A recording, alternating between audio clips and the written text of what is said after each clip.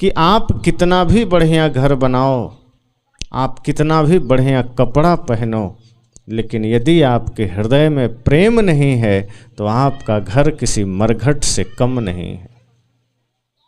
आप सोचो कि जिंदा होने का प्रमाण क्या है?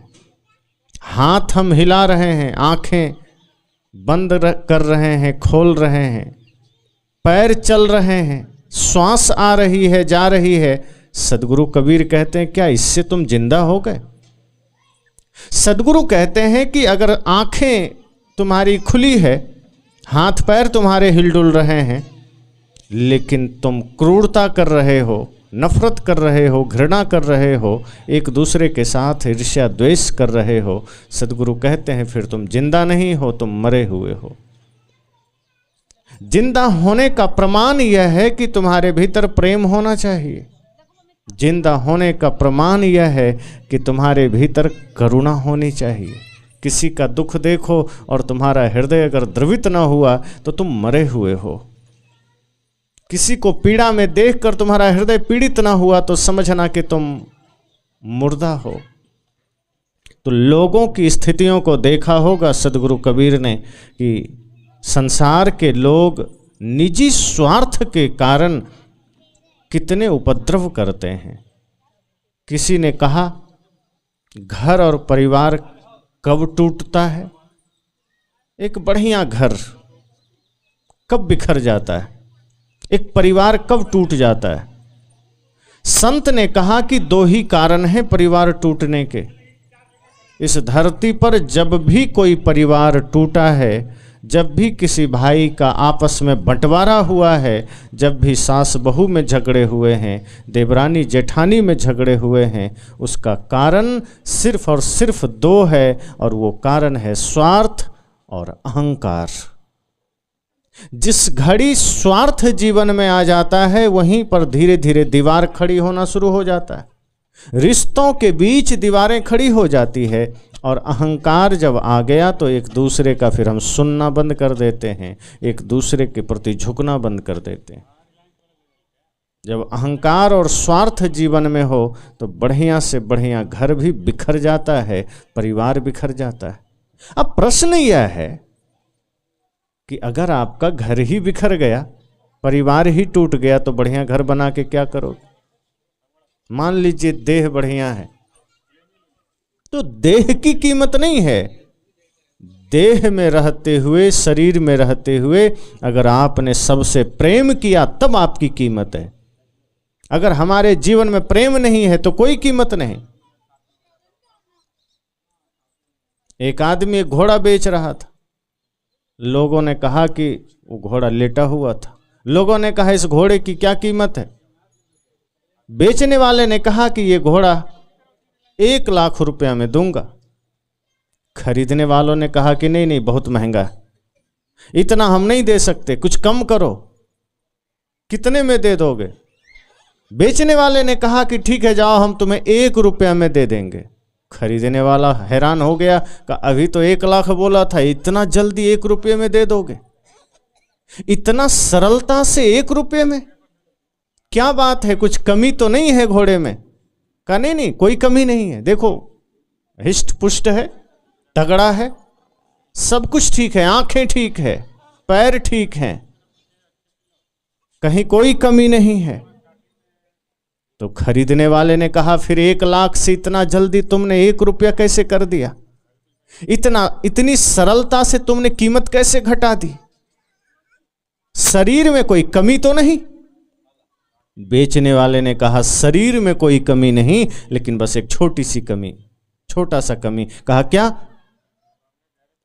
कहा इसके अंदर प्राण नहीं है, आत्मा निकल गई है, अर्थात ये मरा हुआ है। खरीदने वाले ने कहा फिर जब मरा ही है तो 1 रुपया भी बहुत है, फिर 1 रुपया भी क्यों दे तुम्हें, ये तो मरा हुआ है। जिंदा था तो 1 लाख भी दिया जा सकता था, जिंदा था तो इसकी कीमत थी, प्राण थे तो इसकी कीमत थी। जब प्राण ही ना रहे, जब भीतर चेतना ही ना रही, आत्मा ही ना रहा, तो इसकी कोई कीमत नहीं है, फिर 1 रुपया भी भारी हो जाता है।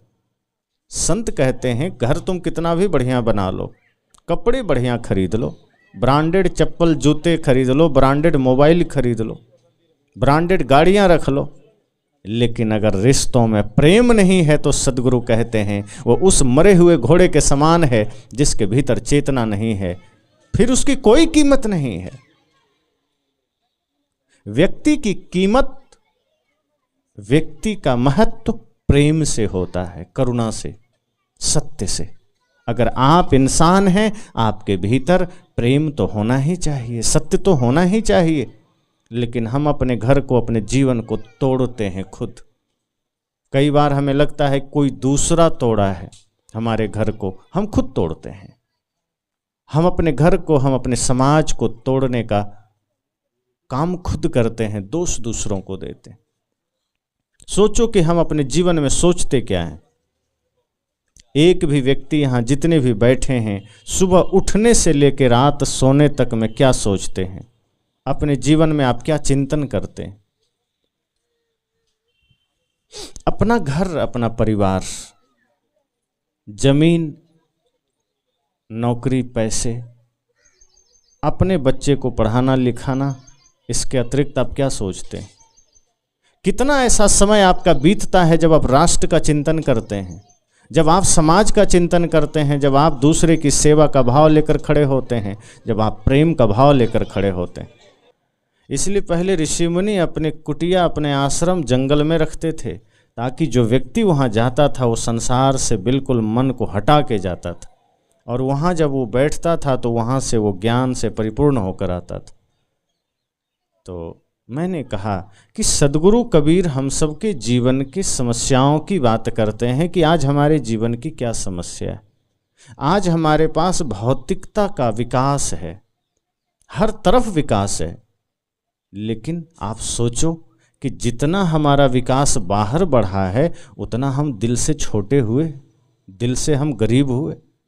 पहले माता पिता घर में साथ रहते थे, हम उनके साथ रहते थे, भाई साथ रहते थे, चचेरे भाई साथ रहते थे, लंबा बड़ा परिवार होता था, एक साथ 10-20 आदमी का भोजन बनता था, बढ़िया से प्रेम से भोजन करते थे। अब क्या हो गया? हम दो हमारे दो, इसके अतिरिक्त अब हमने दूसरा त्याग ही दिया। माता पिता भी आ जाएं तो भारी लगने लगता है कि कब तक रहेंगे पता नहीं, जाओ गांव ही चले जाओ, या बड़े भाई के पास चले जाओ, छोटे के पास चले जाओ। ये हम कर क्या रहे हैं? कहाँ जा रहे हैं? हम मनुष्यता को त्याग करके, मानवता का त्याग करके, माता पिता गुरु की भक्ति का त्याग करके किस मार्ग पर जा रहे हैं? ये स्वार्थ का जो मार्ग है ये हमें नरक तक ले जाएगा। इसलिए सद्गुरु कहते हैं जीवन में प्रेम जगाओ। जिसने प्रेम को जगा लिया वही जिंदा है, जिसके हृदय में प्रेम नहीं वो मुर्दा है। इसलिए साहब कहते हैं जागर प्रेम न संचरे, कि जिस व्यक्ति के घर में प्रेम नहीं है उसे मरघट समझना। कोई कितना भी कहे कि मैं तो बड़ा बढ़िया घर बनाया, बढ़िया कपड़ा है, बढ़िया गाड़ी है, बढ़िया बंगला है, साहब कहते हैं तुम्हारे आपस में प्रेम तो नहीं है। अब दो भाई हो, प्रेम ही नहीं। तुम मंदिर भी जाते हो, गुरुद्वारे जाते हो, आश्रम जाते हो, और तुमने वहाँ से कुछ सीखा नहीं। हमारे संतों ने प्रेम की बात कही और प्रेम हमारे जीवन में नहीं। हम तो घृणा में हैं, हम तो नफरत में हैं, और जहाँ नफरत है, जहाँ घृणा है, वह घर शमशान बन जाता है, मरघट बन जाता है। इसलिए हम शास्त्रों को पढ़ते हैं लेकिन शास्त्रों से कुछ सीखते नहीं। आज समाज में जहाँ देखो वहीं बिखराव चल रहा है। कोई किसी को सुनने को राजी नहीं, कोई किसी से बात करने को राजी नहीं। एक घर में मैंने देखा कि बड़ा भाई और छोटा भाई, अब बचपन में स्वाभाविक है दोनों साथ खेलता होगा, लेकिन जैसे ही बड़ा हुआ तो बड़ा भाई छोटे भाई से विपरीत चलने लगा, छोटा बड़े से विपरीत चलने लगा, और दोनों में इतना विवाद हुआ कि एक दूसरे के ऊपर मुकदमा दायर कर दिया। एक ही माँ बाप से जन्म लिया और बाद में एक दूसरे का जानी दुश्मन बन गया। ये क्यों होता है? मैं अक्सर एक कहानी सुनाता हूं कि लोग कई बार गुरु से जुड़ करके भी अपने जीवन को बदल नहीं पाते, और इसका कारण यह है कि मूल में हमारा स्वार्थ होता है। मूल में हमें खुद ही पाने की लालसा होती है कि मुझे मिल जाए, दूसरे को ना मिले। हमें धन मिल जाए, हमें पद मिल जाए, भाई को ना मिले, पड़ोसी को ना मिले। ये लालसा हमें नरक तक ले जाती। तो दो भाई थे, ये कहानी मैं पुनः कहता हूँ, शायद आपने सुना होगा। दो भाई थे, दोनों ने संत को अपने घर बुलाया, दीक्षा लिया, गुरु नाम लिया और संत की बड़ी सेवा की दोनों ने। संत भी खुश हुए कि चलो आज के इस समय में इतने भाइयों में प्रेम है, बड़े आनंद की बात है, बड़ी खुशी की बात है। दोनों में बड़ा प्रेम था। गुरु की सेवा की और बढ़िया सत्संग हुआ, भोजन हुआ। इतना प्रेम था कि भोजन के समय दोनों भाई गुरु जी को भोजन कराने के बाद, प्रसाद पवाने के बाद एक ही थाली में बैठकर एक दूसरे को खिला के तब खाए। यह माहौल, यह अवस्था जब गुरु जी ने देखा तो आनंद से परिपूर्ण हुए कि आज भी जीवन में कितना प्रेम है लोगों के। दो भाइयों में इतना प्रेम कितने आनंद से भर देता है। इस तरह से प्रेम के बाद गुरु जी तो चले गए। तो मैंने कहा दो भाई थे, ध्यान से सुनना, कोई पूछे तो बता सको कि मैंने सुना है, मैंने जाना है, मैंने संत की वाणी को जीवन में उतारा है। और सुनने और बताने से ज़्यादा आपके जीवन में परिवर्तित व्यवहार से लोग जान सकें। सत्संग से जाओ तो आपकी वाणी बदल जाए, वाणी में मिठास आ जाए, आपके चिंतन बदल जाए, चिंतन में पवित्रता आ जाए, आपकी यात्रा बदल जाए, आपका भोजन जो दूषित था, आपकी आदतें जो कड़वी थी, वो सब पवित्र हो जाए। किसी को बताना नहीं पड़े कि मैं सत्संगी हूँ। आपके जीवन की यात्राएं, आपके जीवन का व्यवहार खुद परिचय दे दे। जैसे कहते हैं ना, हीरा मुख से कब कहे लाख टका मेरा मोल। हीरे को कहना नहीं पड़ता कि मैं लाखों का हूँ। सूरज को सुबह मैसेज नहीं भेजना पड़ता कि मैं सूरज हूँ, मुझे बड़ी गर्मी है, मैं प्रकाश देता हूँ। उसका उदय होना ही परिचय हो जाता है कि हाँ ये सूरज है। और हीरे का कहीं उपस्थित हो जाना ही ये परिचय होता है कि हाँ ये करोड़ों का होगा। आप अगर सत्संगी हैं, आपको बताना ना पड़े कि मैं ध्यानी हूँ, मैं सत्संगी हूँ, मैं भक्त हूँ। आपके जीवन का व्यवहार ही लोगों को बता दे कि हाँ इस व्यक्ति के भीतर सत्य है, ज्ञान है, समर्पण है। तो दोनों भाई ने दीक्षा ली गुरु से और बड़े ही भाव, बड़े ही प्रेम से गुरु जी की सेवा की। और उसी भंडारे में साथ में एक ही थाल में एक दूसरे को प्रसाद खिलाकर तब खाए। उसके बाद गुरु जी चले गए। 7 वर्षों के बाद बड़े भाई ने पुनः गुरुदेव को निमंत्रण दिया। गुरु जी तो भूल गए थे, लेकिन जब निमंत्रण गया तो उन्हें याद आया कि किसी ने बुलाया है। तब ध्यान आया कि हाँ ये तो 7 वर्ष पहले 2 भाई थे, दोनों ने बड़ी सेवा की थी, दोनों एक साथ रहते थे, दोनों ने बुलाया, लेकिन इस बार निमंत्रण बड़े भाई ने किया। तो गुरु जी चले गए। उन्हें लगा कि बड़ा भाई निमंत्रण दिया, दोनों साथ में ही होगा। वहां गए, सत्संग हुआ, सारी चर्चाएं हुई। तब तक गुरु जी ध्यान नहीं दिए कि छोटा भाई कहीं दिख नहीं रहा है और छोटा कहीं दिखा नहीं। लेकिन जब भोजन का समय आया, गुरु जी के भोजन का समय, प्रसाद का समय, तब गुरु जी नजर डालते हैं कि इसका छोटा भाई तो कहीं दिख नहीं रहा है। तब गुरु जी ने कहा ये बताओ तुम्हारा छोटा भाई कहाँ है। तो उस आदमी ने कहा कि गुरु जी आप भोजन खाइए, आप प्रसाद पाइए, मेरे छोटे भाई का नाम मत लीजिए। तो गुरु जी को आश्चर्य हुआ। कहा पिछली दफा दोनों मिलकर भोजन कराया था, दोनों मिलकर प्रसाद पवाया था, इस बार मैं पूछ रहा हूं तो कहता है छोटे का नाम मत लीजिए, कोई बात है क्या? कहने ने छोड़ दीजिए, वो बड़ा उदंड है, रहने दीजिए। गुरु जी ने कहा वो उदंड है और तुम बड़ा ज्ञानी, उदंडता तो तुम्हारी बातों में झलक रही है। तब उसने कहा गुरु जी क्षमा करिए, लेकिन आप भोजन पाइए। गुरु जी ने कहा तुम्हें क्या लगता है मैं भूखा हूं? मैं तुम्हारे घर रोटी खाने आया हूं, मैं तुम्हारे द्वार पर भोजन पाने नहीं आया हूं, मैं तुम्हारे द्वार पर तुम्हारे घर को स्वर्ग बनाने आया हूं, मैं तुम्हारे जीवन में अमृत भरने आया हूं, मैं तुम्हारे टूटे हुए परिवार को जोड़ने आया हूं। और ध्यान रखना, कभी भी कोई संत आपके घर भोजन पाने नहीं आते, वो आपके जीवन को सजाने आते हैं, आपके समाज को जोड़ने आते हैं। संत ने कहा कि ये मत समझना कि मैं तुम्हारे पास कोई भिक्षा लेने आया हूं, मेरी कोशिश है कि समाज में कहीं भी कोई समस्या हो उसका मैं समाधान कर सकूं, 2 टूटे हुए दिल को एक कर सकूं, 2 टूटे हुए परिवार को एक कर सकूं। और मैं इसलिए तुम्हारे द्वार आया हूं और तुम कहते हो कि मैं भोजन कर लूं। ये ग्रास, ये कौर मैं तब तक मुख में नहीं लूंगा जब तक तुम्हारा छोटा भाई नहीं आ जाता। तब बड़े भाई ने कहा कि लगता है गुरुजी तो अब मानेंगे नहीं। तब उसने असली बात बताई। कहा गुरुजी क्षमा करना, 4-5 वर्ष हो गए हम दोनों भाई अलग हो गए। तब गुरुजी ने कहा कि तुम सत्संगी हो, तुमने हमसे दीक्षा लिया था दोनों भाई ने, और तुम अलग हो गए। ये धन और पद के चक्कर में तुम भाई से अलग हो गए। क्या सीखा तुमने?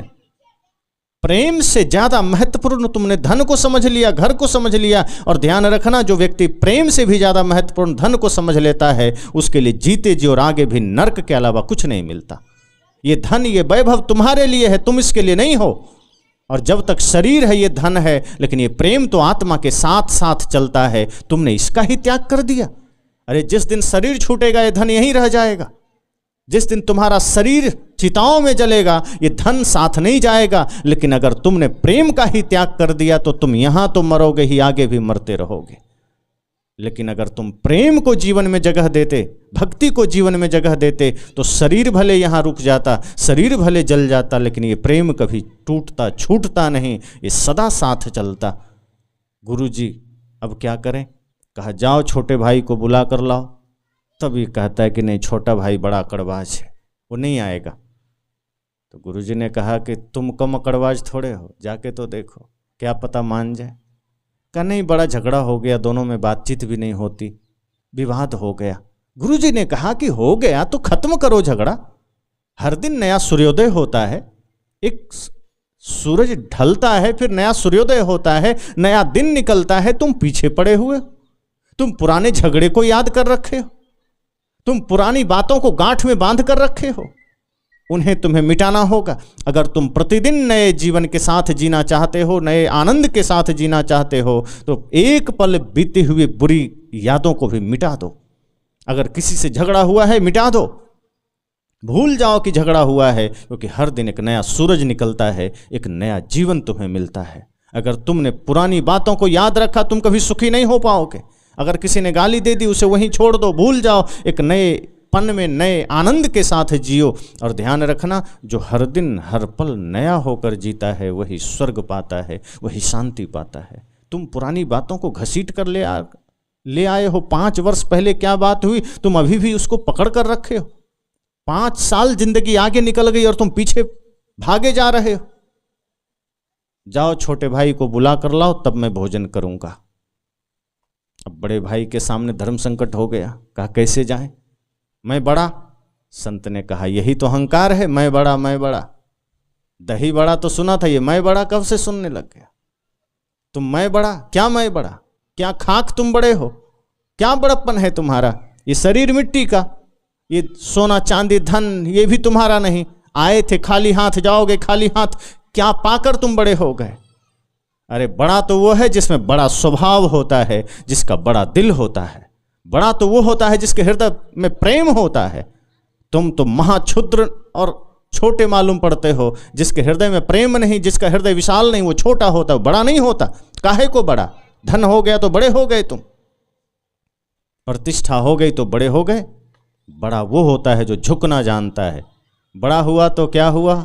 सबने सुना है ना, जैसे पेड़ खजूर, पंथी को छाया नहीं, फल लागे अति दूर। कहा ऐसा बड़प्पन किस काम का जो कद तो तुम्हारा खजूर के पेड़ के भांति हो जाए और छाया तुम किसी को ना दे सको। आम के पेड़ को देखना, अब सब में जो मंजर आ गए होंगे, फल लगेंगे, और जैसे जैसे गर्मी बढ़ेगी फल बड़े होंगे, सारी डालियां झुकती चली जाएगी। जहां बड़प्पन होगा, जहां मिठास होगी, जहां कुछ वजन होगा, वो व्यक्ति और विनम्र हो जाएगा और झुक जाएगा। झुकता वही है जिसमें जान होती है, अकड़ना तो मुर्दों की पहचान होती है। श्री कृष्ण ने राजसूय यज्ञ में तभी तो संतों के पत्तल उठाने का काम चुना था, चरण धोने का काम चुना था।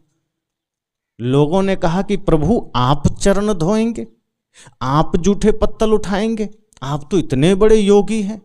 कृष्ण ने कहा बड़ा इसलिए कोई नहीं होता कि किसी ने बड़ा मान लिया। बड़ा व्यक्ति छोटा बनकर होता है। बड़ा होने की पहली शर्त ही है छोटा बन जाओ, विनम्र बन जाओ।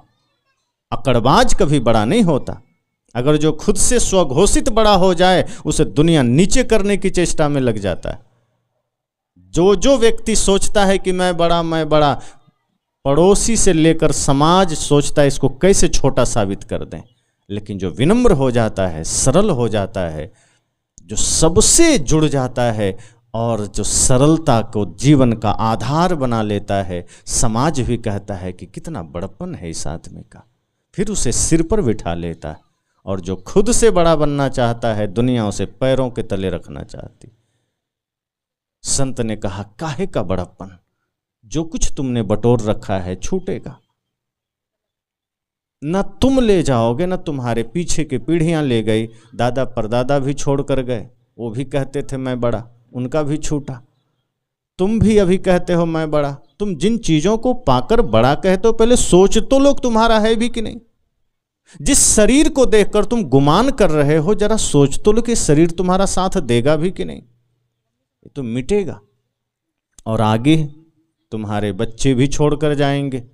समझाया संत ने, तब थोड़ी चेतना जगी। उसने कहा ठीक है गुरुजी, लेकिन मैं बड़ा होकर उसे मनाने जाऊं, बात तो ठीक है, और नहीं माना तो? अगर मैं समझाने गया, मैं बात करने गया और वो नहीं माना तो? संत ने कहा गया भी नहीं, पहले ही सोच लिया नहीं माना तो। अरे एक बार मनाने तो जाओ, और अगर तुम्हारे समझाने और बोलने से ना माने तो उसका चरण छू लेना। अब तो बड़े भाई को और झटका लगा, कहा मैं बड़ा आदमी, मैं झुककर चरण छू लूं, ये कैसे हो सकता है? संत ने कहा यही अहंकार तो तुम्हें नरक पर ले जा रहा है, यही अहंकार तो तुम्हें दुखी कर रहा है। अरे छोटा भाई ही तो है, चरण छू लेना। उसने कहा यह संभव नहीं, कैसे छू ले? तब गुरुजी ने समझाया, कहा बताओ, जब तुम छोटे थे, तुम्हारा भाई तुमसे छोटा है, वो और छोटा रहा होगा? कहा जी। तो बचपन में तुम उसको गोद में खिलाते थे कि नहीं?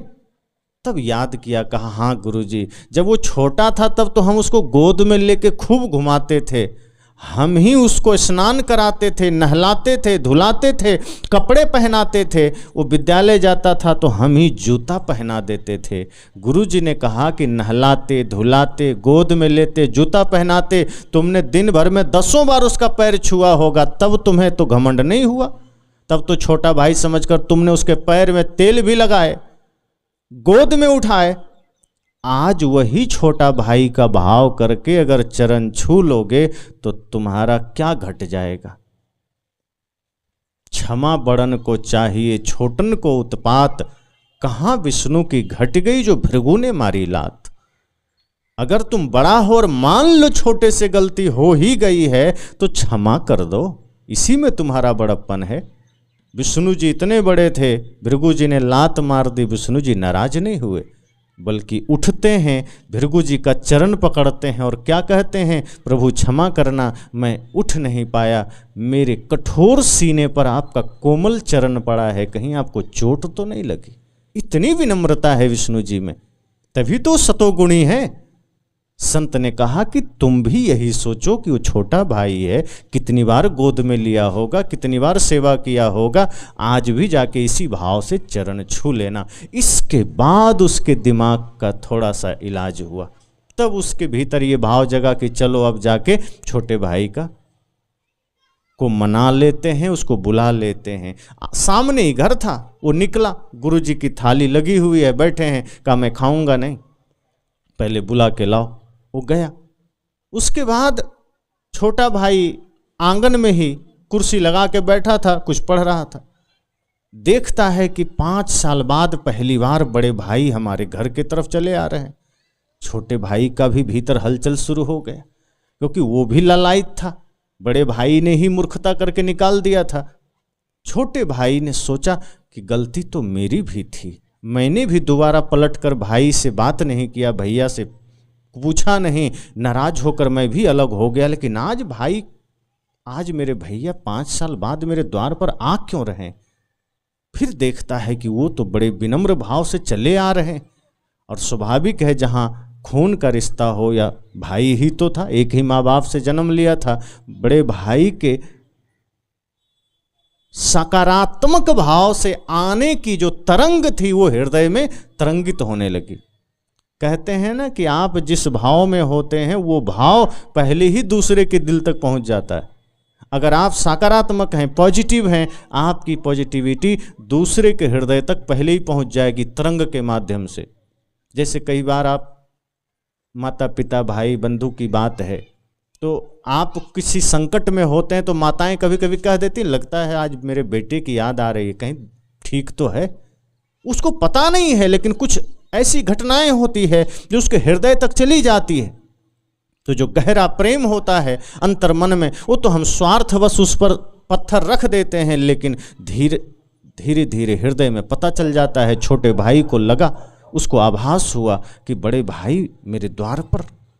जैसे ही निकट आए, छोटा भाई बैठा ना रह सका, ये खड़ा हो गया, सब कुछ नीचे रखा, वो खड़ा हो गया, हाथ जोड़ लिया। और जैसे ही बड़ा भाई पास आए, कुछ बोलने से पहले बड़ा भाई को भी प्रेम जग गया। वो तो अकड़ में था, लेकिन यहाँ आते आते जब छोटे भाई को देखा, उसके मुखमंडल को देखा, उसके जीवन को देखा, तो उसे पुरानी बचपना याद आ गई कि यही मेरा छोटा प्यारा भाई है जिसके साथ मैं रहता था, एक साथ सोता था, खेलता था, खाता था, स्कूल जाता था। मैं 5 साल इसको दूर कर दिया, 5 साल में इसको अपने से अलग रखा। इतनी करुणा भर गई कि कहा कि नहीं, अब इसका पैर छू लेंगे, चाहे ये मना करे चाहे कुछ करे, इसका पैर छूकर इसको घर ले जाएंगे। और जैसे ही बड़ा भाई झुककर छोटे का पैर छूना चाहा, छोटे भाई रोना शुरू कर दिए। उसको भी भीतर प्रेम का बाढ़ आ गई। जो 5 साल से दोनों का प्रेम दबा हुआ था स्वार्थ के ऊपर, जो 5 साल से दोनों के बीच एक दीवार खड़ी थी, मानो वो दीवार टूट गई। जैसे ही दोनों ओर से एक समर्पण का भाव जागृत हुआ, वो दीवार टूट गई। छोटे भाई ने बड़े भाई का हाथ पकड़ा और खुद से बड़े भाई से लिपट करके रोने लगा कि भैया 5 साल आप कहाँ थे। इस छोटे भाई को एक थप्पड़ मार के बुला लेते, मैं आ जाता। आप तो मेरे पिता तुल्य हैं, मेरे गार्जियन हैं, मेरे आराध्य हैं। मैं भटक रहा था, मैं कितना पीड़ित था। तो बड़े भाई ने कहा, पगले तू भी तो कभी लौट कर नहीं आया, तू भी तो इस इंतजार में था कि भैया माफ़ करना, मुझसे बड़ी गलती हो गई, लेकिन अब मैं आपके शरण में हूँ। और तब छोटे भाई को गले से लगाते हुए, हाथ पकड़ते हुए गुरुजी के पास गए। गुरुजी देखते हैं प्रसन्न हो गए। गुरुजी ने कहा, यही तो मैं देखना चाहता था। जो 7 वर्ष पहले मैंने देखा था, जो मैंने जाना था, जो मैंने समझा था, वो चीज़ मैं यही तो अब पुनः देखना चाहता था। और तुमने थोड़े से स्वार्थ, थोड़े से अहंकार, थोड़े से पद, थोड़े से धन के लालच में ना जाने अपने भाई से कितना विच्छेद कर लिया, कितनी दीवारें खड़ी कर ली। अरे जरा सोचो, वो साथ नहीं जाता, ये प्रेम साथ जाएगा। एक ही माता पिता से जन्म लिए हो, भाई हो। धन तो बाजार में बहुत मिल जाएगा, मेहनत करोगे। भाई किसी दुकान पर नहीं मिलेगा, भाई किसी बाजार में नहीं मिलेगा, खरीद के नहीं लाओगे। दोनों भाई बैठे, गुरुजी को प्रणाम किया, कहा, गुरुजी आप आकर के मेरे घर को स्वर्ग बना दिए। नरक बन गया था ये घर। आपसे माला लिए थे, दीक्षा लिए थे, आपसे सब कुछ लिया, लेकिन थोड़ा सा कुसंग मिला, हमारा मार्ग बदल गया, हमारा भोजन बदल गया, हमारा जीवन बदल गया, और हम आपस में ही दीवारें खड़ी कर लिए। जो भाई भरत की तरह होना चाहिए, जो भाई राम की तरह होना चाहिए, हम दोनों कौरव और हम दोनों रावण की तरह बन गए। जैसे कौरव धन के लिए लड़ रहे थे, रावण भी धन पद के लिए लड़ रहा था। दोनों भाइयों ने कहा, वही हमारे जीवन में हो गया था। गुरुजी आपने बड़ी कृपा की। गुरुजी ने कहा, इसीलिए तो मैं आता हूँ। मेरा आगमन इसलिए नहीं होता कि तुम मुझे धन दो, मेरा आगमन इसलिए होता है कि तुम अपने जीवन का सदुपयोग कैसे कर सको, तुम अपने जीवन को प्रेम के मार्ग पर कैसे ले सको, तुम्हारा घर स्वर्ग कैसे बन सके। तब गुरुजी ने कहा कि अब बैठो और दोनों एक ही थाली में भोजन निकालो, एक दूसरे को भोजन कराओ, तब मैं भोजन करूंगा। दोनों भाई ने बड़े प्यार से थाली में भोजन निकाला, एक दूसरे को पहले खिलाया, फिर गुरुजी ने भोजन शुरू किया। और तब गुरु संत ने कहा कि मेरा आना सार्थक हुआ, मैं जिस उद्देश्य से तुम्हारे घर आया था वो पूरा हो गया। यही आपके जीवन की महानता है, यही आपके जीवन की बड़प्पन है। आप कुछ भी बाहर विस्तार कर लो, आप कुछ भी बाहर बड़ा बना लो, संत कहते हैं वो सिमट जाएगा, बिखर जाएगा। लेकिन यदि प्रेम नहीं, अगर प्रेम का आपने त्याग कर दिया, बाहर कुछ भी बड़ा कर लो, कुछ नहीं, कोई महत्व नहीं, कोई मोल नहीं। लेकिन प्रेम जीवन में है तो घर को जोड़ देता है, समाज को जोड़ देता है, राष्ट्र को जोड़ता है। प्रेम सूत्र है। और प्रेम निस्वार्थ होना चाहिए, स्वार्थ नहीं। किसी से आप प्रेम करते हैं, भाई से, पिता से, माता से, पड़ोसी से, पति से, पत्नी से, मित्र से, वो प्रेम स्वार्थ वाला ना हो। जहाँ स्वार्थ होगा वो प्रेम होगा ही नहीं, वो आकर्षण होगा या मोह होगा। प्रेम सदैव निस्वार्थ हो, कोई कामना नहीं, कोई चाह नहीं, बस यह भाव हो कि बस मैं सदैव त्याग में जी सकूं, मैं इसकी खुशी के लिए जी सकूं। माँ पिता से प्रेम का अर्थ है उनमें समर्पण होना, श्रद्धा होना, उनके प्रति भक्ति का भाव होना कि माता पिता ही मेरे आराध्य हैं, भगवान हैं, इनकी पूजा करें। और इनकी पूजा का अर्थ क्या है? उनकी सेवा करें। तो संत ने वहाँ तो उस घर को स्वर्ग बना दिया। आप सबके जीवन में अगर ऐसा कोई नरक है जहाँ प्रेम नहीं है, जहाँ समन्वय नहीं है, तो समझ जाना कि ये सत्संग आपके जीवन को स्वर्ग बनाने के लिए है। ये सत्संग इसलिए नहीं है कि बस आए, सुने, प्रसाद पाए, चल दिए, फिर तो कोई मतलब का ना होगा। सत्संग अगर आपके जीवन के समस्याओं का समाधान न बन सका, सत्संग अगर आपके जीवन के प्रश्नों का उत्तर न बन सका, तो किस काम का। इसलिए साहब ने कहा, सदगुरु कबीर साहब ने, कि जाघर प्रेम न संचरे ताघर जान मसान। जहाँ प्रेम नहीं है उस घर को मरघट समझना। आप रामायण महाभारत से ही तो सीखते हैं। रामायण में यह दर्शाया गया कि धन छूटे तो छूटे, प्रेम न छूटे। और महाभारत में यह दर्शाया गया कि प्रेम छूटे, परिवार छूटे, समाज छूटे तो छूटे, गद्दी और धन न छूटे। तो अंत में क्या हुआ? गद्दी भी छूट गई, किसी का ना हुआ। कौरव का तो नहीं हुआ, पांडव भी नहीं भोग पाए। लड़ाई कहीं भी होगी, सुख नहीं मिलेगा। अंत में पांडवों को भी हिमालय में जाके गलना पड़ा था। पाप उसने भी किया था, धन के लिए लड़ लिया, धन पाने के लिए लड़ लिया, तो उन्हें भी फल भोगना पड़ा, दुर्योधन को भी भोगना पड़ा। लेकिन राम जी से सीखो कि किस तरह से, भरत जी से सीखो, लक्ष्मण जी से सीखो, प्रेम की परिभाषा ही बदल दी उन्होंने। उनके सामने भी तो विकल्प था। आप कितनी बार कहानियां सुनते हैं राम जी की, कि शाम को सुनाया गया कि राम जी को कल राजमुकुट होना है, सिंहासन मिलना है, गद्दी मिलनी है, और रात में ही मामला बदल गया।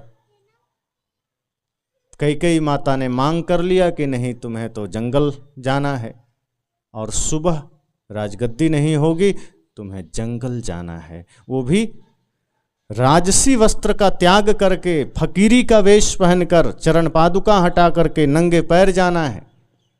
और जंगल में रहना है तो गांव का भोजन नहीं करना है, कंद मूल खाना है, फल खाना है, पत्तियां खाना है। मैं कई बार सोचता हूं, जब राम जी की इस कहानी को पढ़ता हूं, उनके इस घटना को सुनता हूं, तो मुझे लगता है राम जी कितना प्रेम से भरे होंगे, कितना करुणा से भरे होंगे, कि सौतेली मां के इस वचन को दिल से नहीं लिया, उन्होंने आशीर्वाद समझा। 14 वर्ष अकेले जीना है जंगल में, किसी से मिलना नहीं है, राज्य के लोगों से, गांव के लोगों से, जंगल में जंगली बनकर जीना है। और उस राम ने थोड़ा सा उफ तक नहीं किया, थोड़ा सा अपने चेहरे पर भाव भी ना बदले कि मैं बड़ा दुखी हो गया। उन्होंने क्या कहा अपनी माता से? माता कौशल्या खुश हैं, प्रसन्न है कि राम कल राजा बनेंगे, लेकिन राम जी को पता चल गया था कि नहीं, अब मैं जंगल जा रहा हूँ, अब मुझे राजमुकुट नहीं मिलेगा। और माता कौशल्या से जब आज्ञा मांगने गए, तो माता कौशल्या से क्या कहा कि मैं जा रहा हूँ। कहाँ? तो पिताजी ने मुझे राजा बना दिया। तो कौशल्या ने कहा, माता ने, कि हाँ वो तो बना ही दिया, तो जा कहाँ रहे हो, यहीं तो तुम्हें राजा बनना का। नहीं माँ, पिताजी ने मुझे जंगल का राजा बना दिया है, मैं जंगल जा रहा हूँ। सोचो उस माँ पर क्या बीती होगी। आप सब भी माताएं हैं, आपके बच्चे को कोई एक दिन के लिए जंगल में ले चले जाए तो भूख प्यास मिट जाती, परेशान हो जाते हैं। किसी दूसरे सौतेली माँ के कहने पर राम जैसे पुत्र, जो कोई भी चाहेगा ऐसा पुत्र होना चाहिए, उस पुत्र को जंगल जाना है। अपनी माँ कौशल्या के हृदय पर क्या बीता होगा।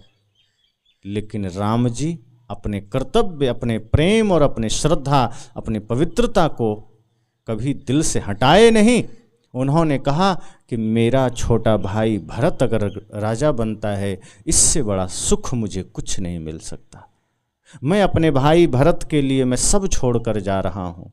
और राम जी माता कैकेयी को प्रणाम करके, कौशल्या माता को प्रणाम करके चल दिए। और जंगल जब गए और जब भरत जी को पता चला कि राम जी चले गए, देखो प्रेम क्या होता है, ध्यान से सुनिएगा। राम जी अपना फर्ज निभा कर चले गए, लेकिन जब भरत जी को पता चला कि भैया राम जंगल चले गए, तो सबसे पहले अपने माँ को वो डांटते हैं। भला कहो सिर्फ हाथ नहीं उठाए, वरना सब कर्म कर दिए कि तुम्हारी हिम्मत कैसे हुई प्रभु श्री राम, मेरे भाई, मेरे आराध्य को इस तरह से आदेश देने को। कौन होती हो तुम?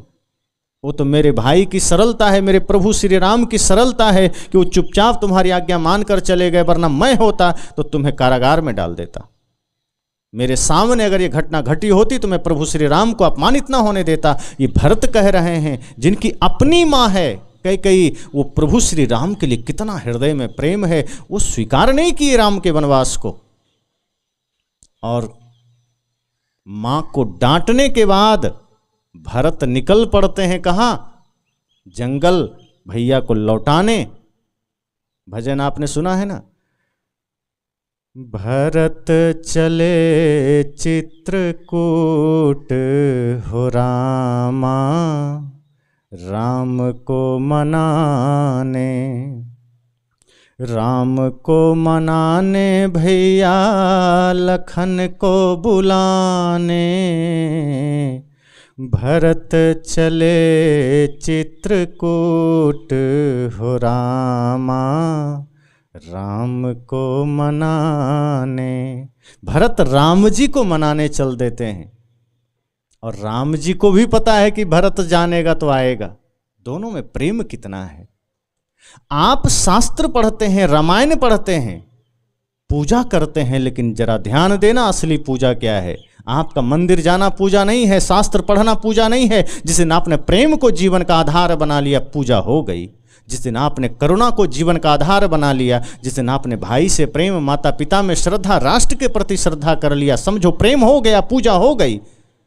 राम जी को पता है कि भरत आएगा, भरत को भी पता है कि भैया श्री राम जंगल में हैं, कष्ट उनको है, लेकिन भैया राम मुश्किल है कि लौट कर आएंगे। लेकिन फिर भी संकल्प है कि मुझे राम जी को लाना है। माँ से गलती हो गई तो क्या हुआ, मैं तो बुला लाऊंगा। एक बड़ी मधुर कहानी इस पर आती है कि जब राम जंगल में प्रवेश करते हैं तो मानो एक कथा बनाई गई कि जैसे वन देवी से राम जी ने प्रार्थना किया कि हे वन देवी, मैं जिन कांटों के रास्तों पर चलकर आया हूँ, जो कंकड़ मुझे रास्ते में मिले हैं, देखो मेरे पैर लहलुहान हो गए। कोई बात नहीं, लेकिन अब इन रास्तों के कांटे हटा देना, अब इन रास्तों के कंकड़ हटा देना। तो वन देवी सोचती है कि हे श्री राम, आप तो अब आ गए, आपका तो पैर लहूलुहान हो गया, कांटे गड़ना था सो गड़ गया, अब किसके लिए साफ करवा रहे हो, अब कौन आएगा? तो राम जी ने कहा, मुझे पता है मेरा भाई भरत मुझे लेने जरूर आएगा, और इसलिए मैं चाहता हूं ये कांटे, ये कंकड़ मेरे भाई भरत के पैरों में न गड़ जाए। तो वन देवी ने क्या कहा कि हे श्री राम, तो क्या आपका भाई भरत इतना सुकुमार है, इतना मुलायम है, इतना कमजोर है कि आपने जिन कांटों को सह लिया है वो सह नहीं पाएगा? तो राम जी ने क्या उत्तर दिया, कहा नहीं वन देवी, मेरा भाई भरत कमजोर नहीं है, वो तो वज्र से भी कठोर है। मेरा भाई लाचार नहीं है, मेरा भाई सुकुमार भी नहीं है, वो तो पर्वत के समान है। लेकिन अगर एक भी कांटा उसके पैर में गड़ गया तो वो ये सोचकर दुखी होगा कि इसी मार्ग से मेरे भैया राम गए हैं, उनको ये कांटे गड़े होंगे और मेरे भाई राम को कितना कष्ट हुआ होगा। यह सोचकर भरत सह नहीं पाएगा, ये सोचकर भरत बर्दाश्त नहीं कर पाएगा। वो इसलिए नहीं दुखी होगा कि उसे गड़ेगा, वो इसलिए दुखी होगा कि मेरे प्रभु श्री राम को ये कांटे चुभे होंगे और सिर्फ मेरी माँ के कारण वो इन मार्ग पर चलने को मजबूर हुए होंगे। वन देवी सुनकर रो पड़ी, कहा ऐसा प्रेम भाइयों में। राम जी ने कहा तुम मेरे भरत को जानती नहीं हो, वो मेरे लिए कुछ भी कर सकता है। और तब वो कांटे साफ भी हुए, राम जी गए भी, लेकिन जानते हैं भरत जी ने कितना भी प्रयास किया, राम ने माता पिता का आदर करते हुए, मान रखते हुए वो गए नहीं लौटकर। और तब भरत जी ने क्या किया, उनकी चरण पादुका लेकर गए। दूसरा आज का भाई होता कहता बढ़िया है, जंगल चला गया, सब जमीन हमारा हो जाएगा, सब घर मेरा हो जाएगा, सब सोना चांदी बैंक बैलेंस हमारा हो जाएगा, अच्छा है वहीं रहे। लेकिन भरत जी ने क्या कहा, प्रभु वो गद्दी आपकी है, ये भरत आपका है, आप नहीं चले तो ये सिंहासन पर आपका चरण पादुका बैठेगा, मैं नीचे रहूंगा, लेकिन आपका गद्दी पर मैं बैठने का सामर्थ्य नहीं कर सकता, मैं तो आपका सेवक हूं। अगर राम ने त्याग दिखाया तो भरत ने उससे बड़ा त्याग दिखाया। ये प्रेम भाइयों में होता है। अयोध्या की गद्दी गद्दी नहीं हुई, फुटबॉल हो गया। राम भी लात मार रहे हैं, भरत भी लात मार रहे हैं, दोनों लात मार रहे हैं, मुझे नहीं चाहिए। आज तो कुछ थोड़ा सा धन हो तो दोनों चाहेगा मैं नोच लूं, मैं पालूं। कई बार गांव घर में होता है ना, बंटवारा होने के बाद भी पिताजी के नाम कुछ जमीन रहती है, कुछ पैसे रहते हैं, तो दोनों भाइयों तीनों भाइयों की नज़र उस पर रहती है। जो मिला है उस पर संतोष नहीं है, अब नज़र है कि पिताजी वाला हमको थोड़ा ज़्यादा मिल जाए, हम सेवा करके पूरा ले लें। पूजा करके क्या मिलेगा, शास्त्र पढ़ के क्या मिलेगा? पूजा करके तुम रावण की प्रवृत्ति लेकर जी रहे हो, पूजा करके तुम कंस की प्रवृत्ति लेकर जी रहे हो। वो पूजा किस काम का? वो पाखंड से भी भयंकर पाखंड है। लेकिन राम जी ने दर्शाया कि पूजा का अर्थ ही होता है जीवन में प्रेम। पूजा का अर्थ होता है धन से पहले जन, परिवार, समाज को महत्व देना। और तब भरत जी वो चरण पादुका लेकर चले आए। और ऐसी कितनी घटनाएं रामायण की है जो आप याद करेंगे तो आपके जीवन की भी कलमश मिटेगी, आपके जीवन की भी कटुता मिटेगी।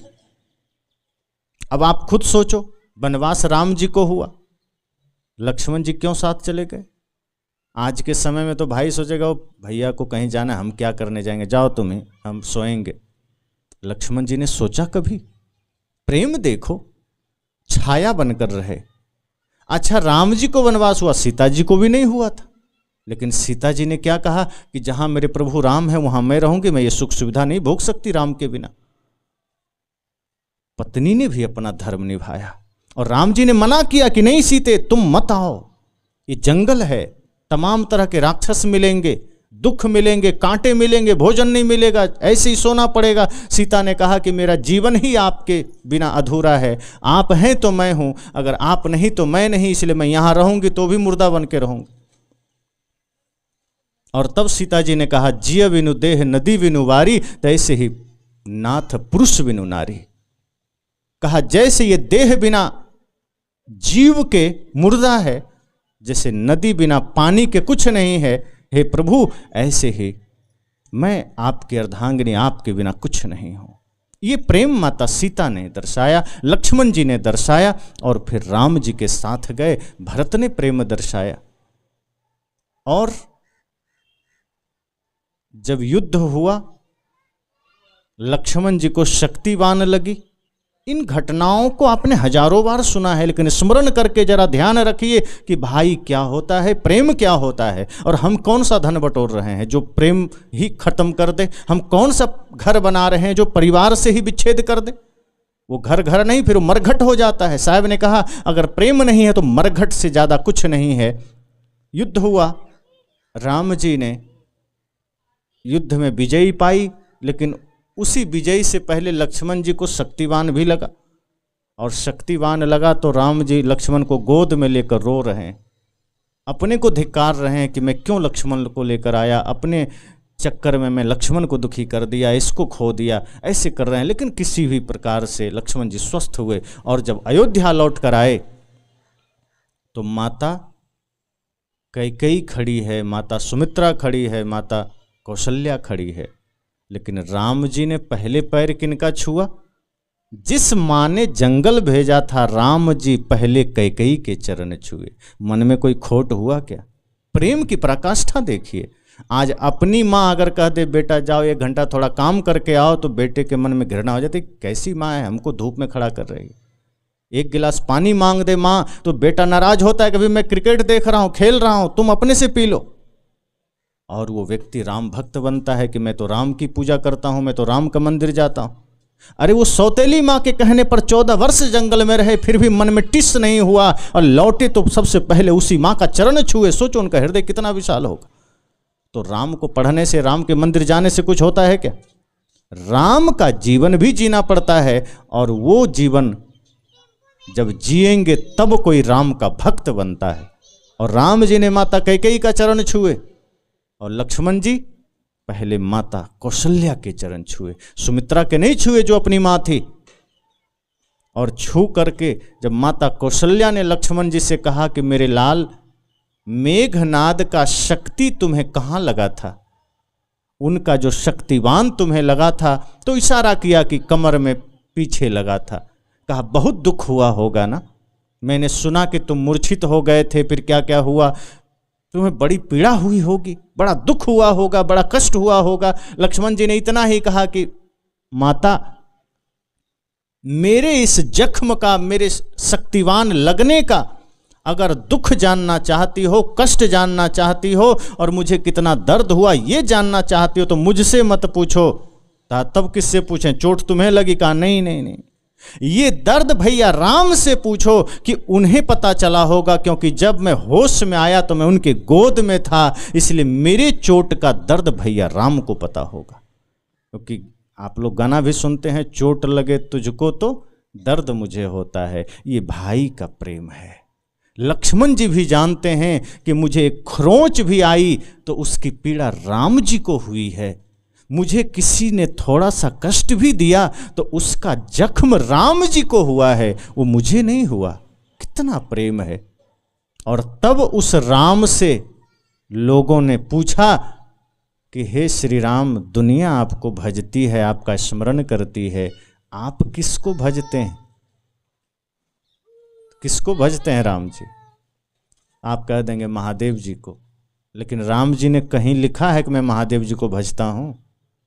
राम जी ने कहा मैं महादेव को नहीं भजता, मैं किसी और को नहीं भजता, मैं दुर्गा को भी नहीं भजता। तब राम जी ने कहा भरत सरिस को राम सनेही, जग जप राम राम जप जेही। उन्होंने कहा भरत से प्यारा मुझे कौन हो सकता है, मेरा भाई भरत किसी साधु से कम नहीं, किसी भगवान से कम नहीं, मैं राम अपने भाई भरत को जपता हूं, उन्हें भजता हूं। ये प्रेम है। अगर सदगुरु कबीर के इस वाणी को आपने संपूर्ण रूप से जीवन में उतार लिया तो जो जीवन राम जी का प्रेम पूर्ण था कि सब कुछ सारे घटनाक्रम के बाद भी उनका प्रेम नहीं टूटा, उनका घर नहीं टूटा, उनका सब कुछ सुखी बना रहा, सब कुछ स्वर्ग बना रहा। कितनी भी बाधाएं आई, कितनी भी पीड़ाएं आई, राम ने प्रेम का मार्ग नहीं छोड़ा, राम ने सत्य का, धर्म का, भक्ति का मार्ग नहीं छोड़ा। आज तो कोई आदमी गुरु से दीक्षा ले लिया, थोड़ा सा सिर दुखने लगा, का किसी ने कह दिया अरे दीक्षा लिया इसीलिए दुख रहा है, वो तुरंत माला फेंक देता है। अब वो खाक भक्ति करेगा जो किसी के कहने में माला फेंक दे।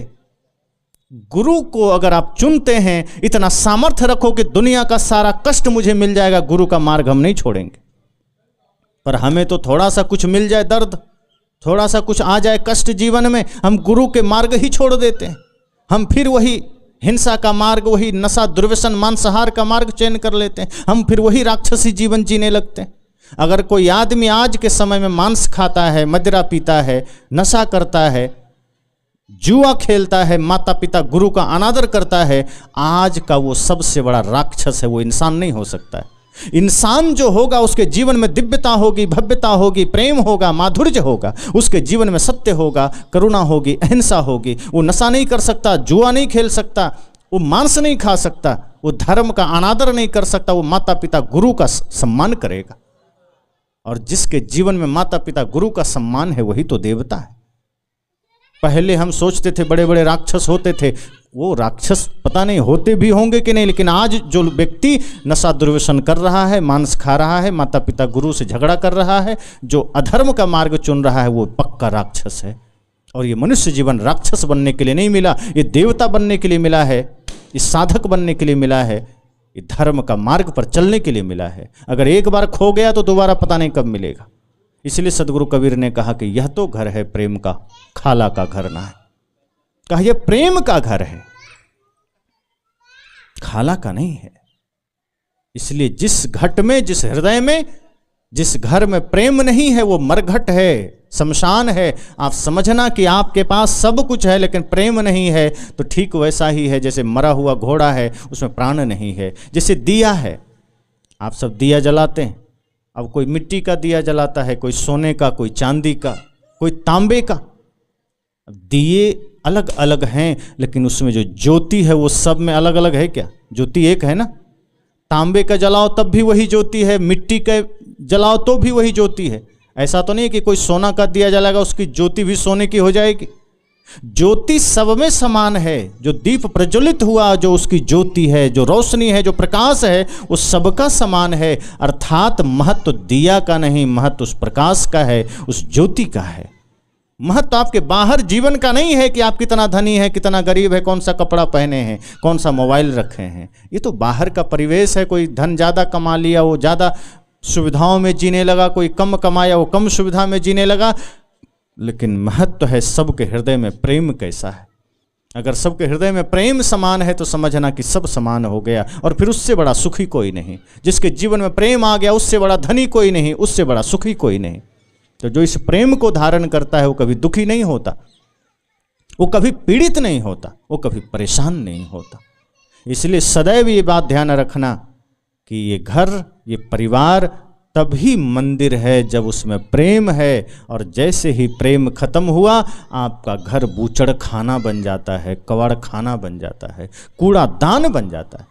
क्योंकि हम एक दूसरे को नफरत परोसते हैं। जैसे आप कुछ भी खाते पीते हैं, जहाँ तहाँ प्लास्टिक फेंक दिए, गंदगी फेंक दिए, कचड़ा फेंक दिए, ऐसे ही हम अपने जीवन में करते हैं। एक दूसरे पर नफरत के कचड़े फेंक रहे हैं, घृणा के कचड़े फेंक रहे हैं, ईर्ष्या द्वेष के कचड़े फेंक रहे हैं, यही तो डाल रहे हैं। आप जीवन को कूड़ादान नहीं मंदिर बनाओ। किसी पर कूड़ा मत फेंको। किसी के जीवन में अगर देना है प्रेम दो, सत्य दो, ईमानदारी दो, निष्ठा दो, मीठे वचन दो। ईमानदारी अगर आपके जीवन में है, निष्ठा आपके जीवन में है, प्रेम आपके जीवन में है, तो आपका घर मंदिर है। और यदि आपने नफरत पाले हैं, आपने विकार पाले हैं, आपने घृणा पाली है, तो आपका जीवन कबाड़ खाना है, बूचड़ खाना है। इसलिए मैंने कहा सजगता बहुत जरूरी है, होश बहुत जरूरी है। और वो होगा तो साहब ने कहा यह तो घर है प्रेम का, खाला का घर ना है। यह जीवन, यह शरीर प्रेम का घर बन सके। इसलिए पहले दोहे में साहब ने कहा कि जाघर प्रेम न संचरे, ताघर जान मसान, जैसे खाल लोहार का। उदाहरण साहब ने दिया। जैसे पहले, अब तो बहुत सारी चीज़ें डिजिटल ज़माने में आ गए तो बहुत सी चीज़ें ऐसे सामान्य हो गई। लेकिन पहले जो लोहार लोग होते थे, जो लोहा पीटते थे, तो एक खाल उसको बोलते हैं ना, आप सब जानते हैं, जिसमें आप खींचने पर उसमें से लगता था श्वास ले रहा है, छोड़ रहा है, उससे हवा जाती थी भट्ठी में। तो वो लोहार लोग उसको बना के रखते थे। जैसे ही खींचा तो उसमें हवा भरती थी, छोड़ा तो हवा फिर भट्ठी में जाती थी। तो देखने में तो ऐसा लगता था जैसे ये जो खाल है ये श्वास ले रहा है, छोड़ रहा है। साहब कहते हैं अगर तुम प्रेम में नहीं जीते हो, तुम भक्ति में नहीं जीते हो, तुम भाई से प्रेम नहीं करते हो, माँ बाप से प्रेम नहीं करते हो, पड़ोसी से प्रेम नहीं करते हो, शुद्ध जीवन नहीं जीते हो, तो तुम्हारा जीवन उसी खाल के समान है जो श्वास तो ले रहा है, छोड़ रहा है, लेकिन वो जिंदा नहीं है, वो मुर्दा है, वो जड़ है।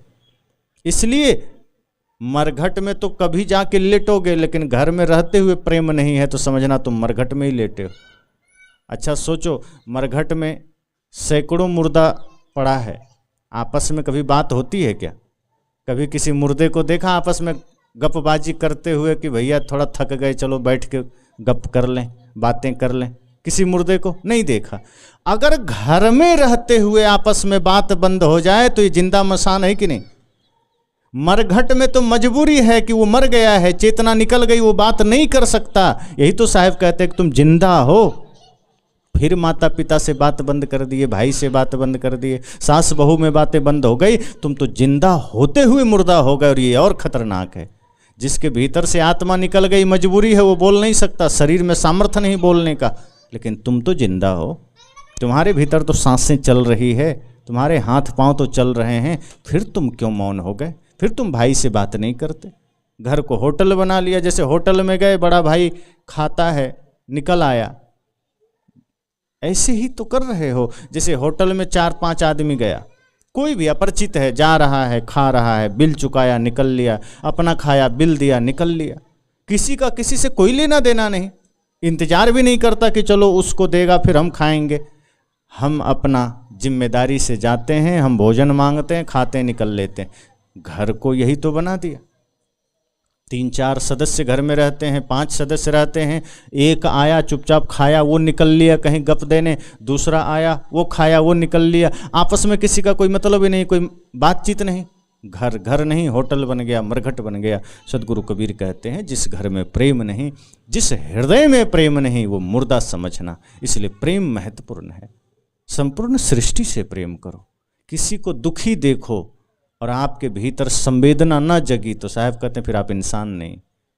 मान लो कोई कष्ट में है, कोई पीड़ा में है, और आप पर आपकी नज़र उस पर चली गई और आपको कोई फर्क नहीं पड़ा, बल्कि मजा आया, तो साहब कहते हैं फिर तुम कठोर हो, क्रूर हो, तुम आदमी नहीं हो।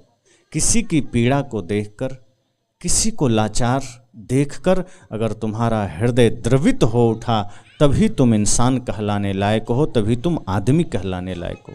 वरना अगर ऐसा नहीं हुआ तो आप आदमी नहीं हो सकते। इसलिए मैंने कहा कि सदैव सदगुरु कबीर जैसे महान संतों की वानियां अपने जीवन में याद रखिए। सुबह सोकर उठिए तो इस दोहे को याद करिए कि जा घर प्रेम न संचरे ता घर जान मसान। और दिन भर काम करिए तब भी याद रखिए, कहीं भी जाइए, कि हमें जिंदा बनकर जीना है। शरीर का जिंदा होना जिंदा होने का प्रमाण नहीं है। आपके भीतर प्रेम होना ये जिंदा होने का प्रमाण है। आपके भीतर गुरु की भक्ति होना ये जिंदा होने का प्रमाण है।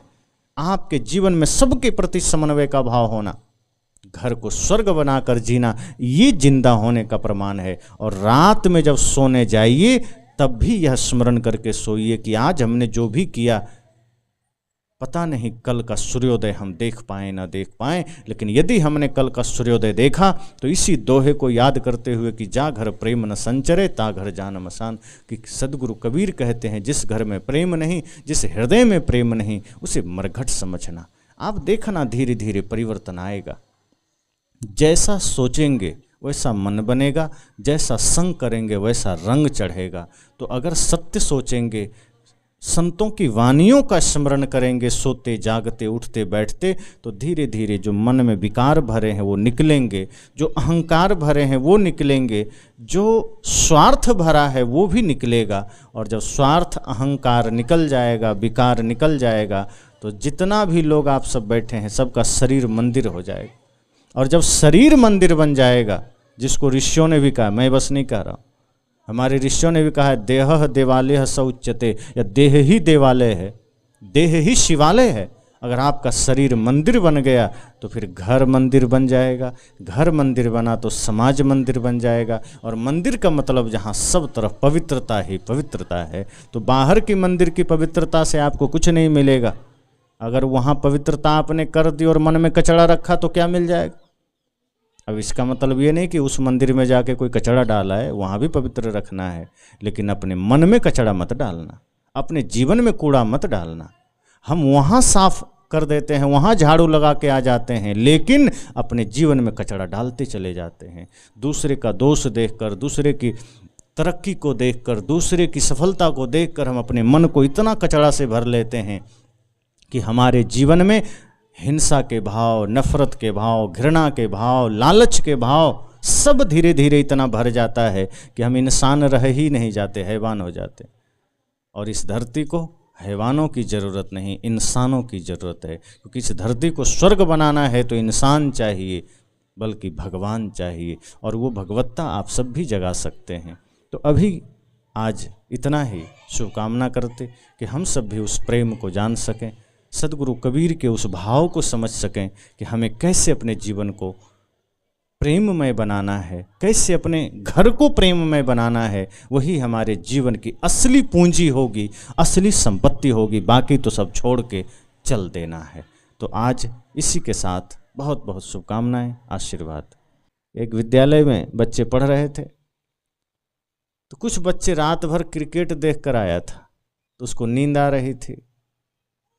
फिल्म भी देखा होगा। आज के बच्चे तो चालाक है ना, मोबाइल बचपन से ही आजकल मिल जाता है।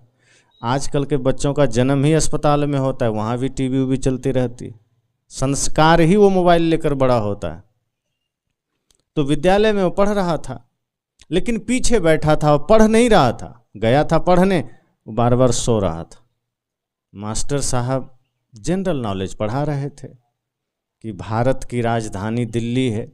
इतना कहा था कि पीछे के बच्चे पर नज़र पड़ गई, देखा, कहा खड़े हो जाओ, पप्पू तुम सो रहे हो? कहा नहीं सर, सो नहीं रहे। अब जो भी सोता है अगर आप उसे कह दीजिए तुम सो रहे हो, कोई नहीं कहता मैं सो रहा था, पता ही नहीं चलता, दूसरे को पता चलता है। उसने कहा नहीं मैं तो जगा था। तो मास्टर साहब ने कहा बताओ मैं क्या पढ़ा रहा था। तो मास्टर साहब क्या पढ़ा रहे थे? भारत की राजधानी दिल्ली है। अब वो सो रहा था, आधी बात सुना था, आधी सुना नहीं था। उसने कहा सर आप पढ़ा रहे थे भारत की महारानी बिल्ली है। तो मास्टर साहब ने सिर ठोका, कहा पागल, इसीलिए मैं कहा होश में बैठो, जाग कर बैठो, वरना आधी बात सुनोगे, आधी खुद से जोड़ लोगे और फिर बाहर बताओगे कि मास्टर साहब तो पढ़ा रहे थे भारत की महारानी बिल्ली है। अब ये कोई बात? तुम हमारा भी नाक कटाओगे। तुम्हारे पिता शिकायत करेंगे कि पिता मास्टर साहब गलत पढ़ाते हैं, ये बिल्ली कहीं महारानी होती है, और तुम यही जाकर हल्ला मचाओगे। इसलिए होश में बैठो। सभी होश में बैठे। मास्टर साहब ने आगे पढ़ाया, दिल्ली में कुतुब मीनार है। फिर नजर पड़ी पीछे के बच्चे पर, देखा फिर सिर झुका रहा है। कहा पप्पू रामू सब उठो, खड़े हो जाओ, फिर तुम सो रहे हो? कहा नहीं सर मैं नहीं सो रहा था। तो आंखें बंद थी तुम्हारी? कहा इस बार तो आंखें इसलिए बंद किया था कि आपकी बातें गौर से सुन सकूं। झूठ बोला, बहाना बनाया, जबकि सो ही रहा था वो। तो मास्टर साहब ने कहा तो ठीक है बताओ मैं क्या पढ़ा रहा था। मास्टर साहब तो पढ़ा रहे थे दिल्ली में कुतुब मीनार है। उसने कहा सर आप पढ़ा रहे थे दिल्ली में कुत्ता बीमार है। मास्टर साहब ने कहा निकलो क्लास से, वरना बाहर तुम मेरी पढ़ाई का भी सत्यानाश कर दोगे। आधी सुनते हो, आधी खुद से जोड़ लेते हो। संत कहते हैं अगर हम भी सोचो तो बाहर की पढ़ाई है, ये ज्ञान की पढ़ाई है, ये आत्मा को जानने की दिशा है, प्रेम को धारण करने का मार्ग है ये सत्संग। अगर यहां हमने कुछ गलत सुन लिया, यहां हमने कुछ अपने से जोड़ लिया, तो समझो कि वो दिशा कितनी बदल जाएगी। हमारा जन्म ही बदल जाएगा, हमारे जीवन की स्थिति ही बदल जाएगी। इसलिए संत कहते हैं तन थिर मन थिर, सुरति निरति थिर होए, तन भी स्थिर हो मन भी स्थिर हो। जितनी भी देर बैठना, इतने आनंद और इतने एकाग्रता से बैठना कि वो थोड़े से भी शब्द आपके जीवन को शांति से भर दे, आनंद से भर दे। ये सत्संग साधारण नहीं होता। हम अगर एकाग्रता से बैठे तो ये गुरुओं की वो अद्भुत अनमोल अमृत वाणी है, जो अगर आत्मभाव से स्पर्श कर लिया, आपने एकाग्रता से स्पर्श कर लिया, तो ये आपको अमृत बना देगा। कहते हैं ना कि पारस पत्थर में अगर लोहा छुआ दिया जाए तो लोहा सोना बन जाता है, लेकिन अगर ना छू सके तो लोहा ही रह जाएगा। तो अगर हम सत्संग से स्पर्श ही ना कर पाए, बैठते हुए हम उससे दूर रह गए, तो लोहा ही बने रह जाएंगे, कंकड़ ही बने रह जाएंगे, हीरा नहीं बन पाएंगे।